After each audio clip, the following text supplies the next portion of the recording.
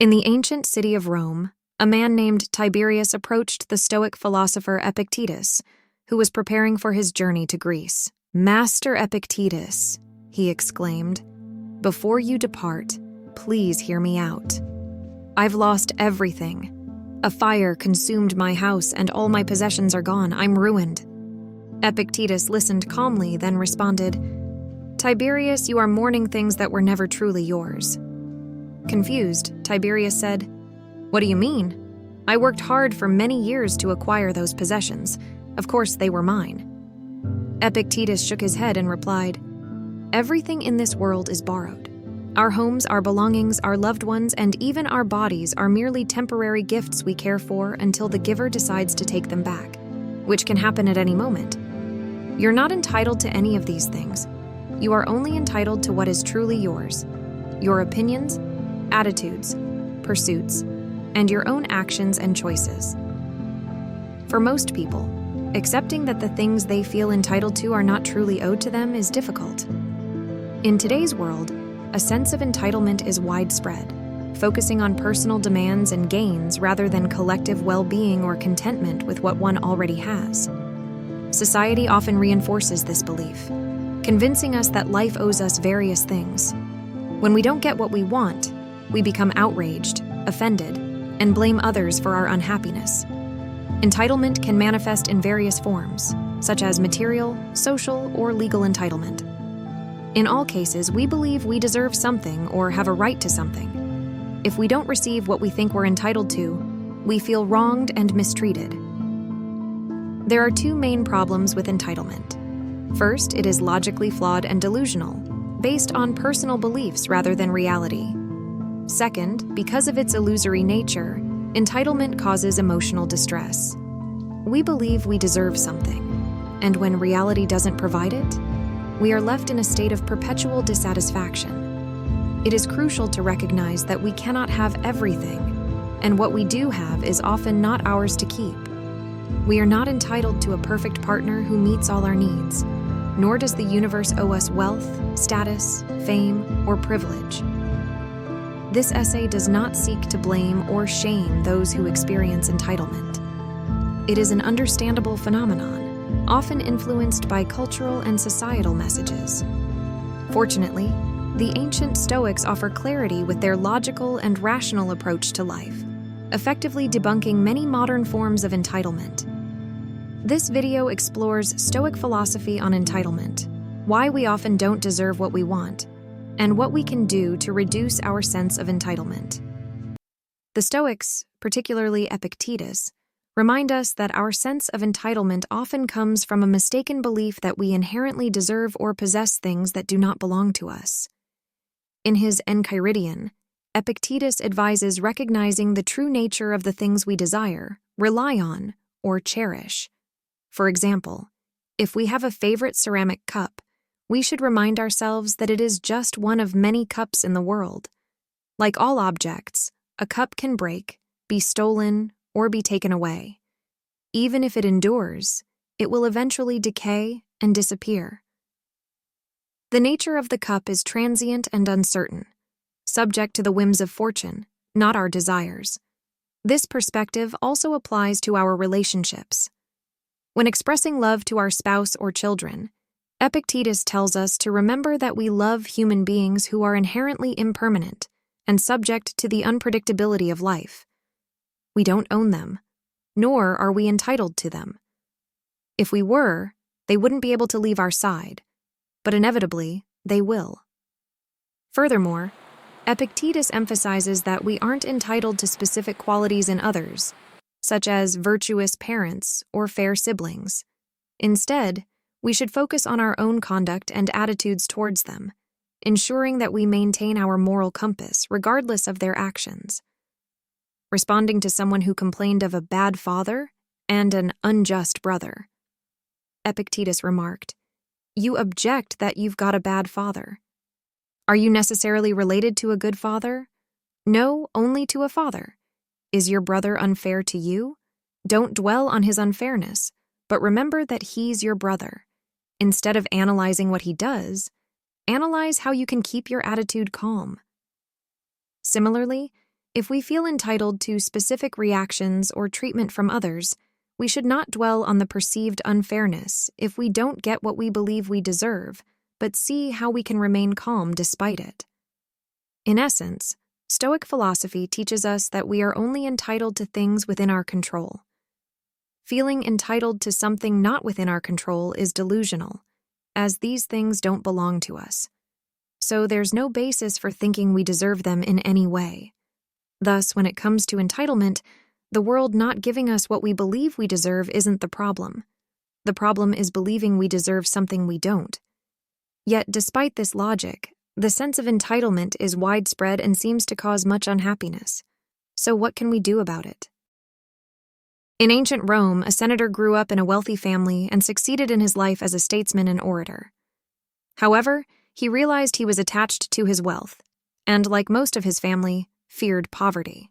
So, he decided to spend a couple of weeks eating only lentil soup and bread, wearing simple clothes, and drinking weak wine and vinegar water. Although he initially dreaded his choice, he quickly adapted to his new lifestyle and discovered it wasn't bad. He felt good living in such simplicity. So he asked himself, is this what I used to fear? The Stoic philosophers teach us that letting go of things not within our control is a powerful means of enhancing our well-being.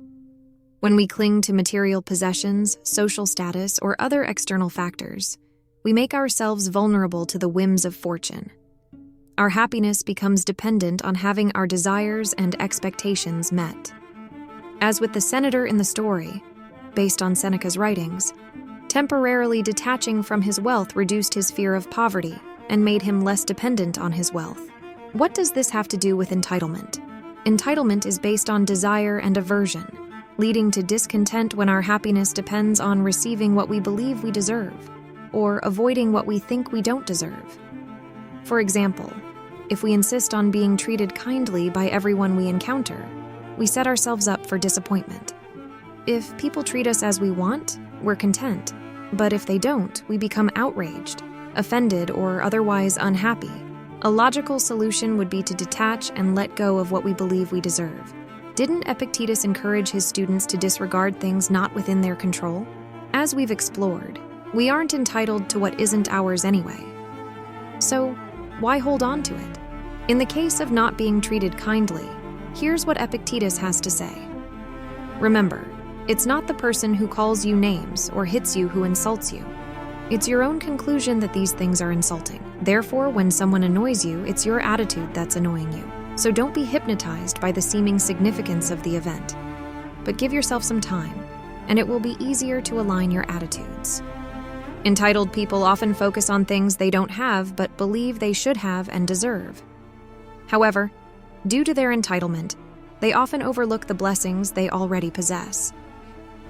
If we feel entitled to be treated with respect by everyone we meet and are angry that some people don't respect us, we might forget to appreciate those who do. Or if we feel entitled to have perfect partners but are disappointed because we can't find them. We may not value those who are interested in us but don't meet all our criteria. Through entitlement, we place conditions on life that the universe must fulfill. If these conditions aren't met, we feel unfairly treated, as if we don't deserve our circumstances. We don't deserve to be single. We don't deserve to be poor. But this is the reality, often despite our efforts to change it. What if we stop focusing on what we lack and believe we deserve, and instead focus on what we have? In addition to letting go of attachments to the things we feel entitled to, we could cultivate an appreciation for what we do have. Seneca wrote about this in his 18th moral letter to Lucilius, explaining that above the many fleeting pleasures in the world, there is the highest kind of pleasure, which comes from finding joy in the simplest things. By reducing one's needs to a small amount, it becomes almost impossible for fortune to take away what makes us happy. Hence, Seneca wrote, "Let us become intimate with poverty, so that fortune may not catch us off guard. We shall be rich with all the more comfort, if we once learn how far poverty is from being a burden." If we're content with the minimum, do we need privileges or special treatment? These may be nice, but we won't be unhappy if we don't have them. We may even rejoice, like Seneca, in the fact that to be happy and content, We don't need all those things that many people around us feel entitled to.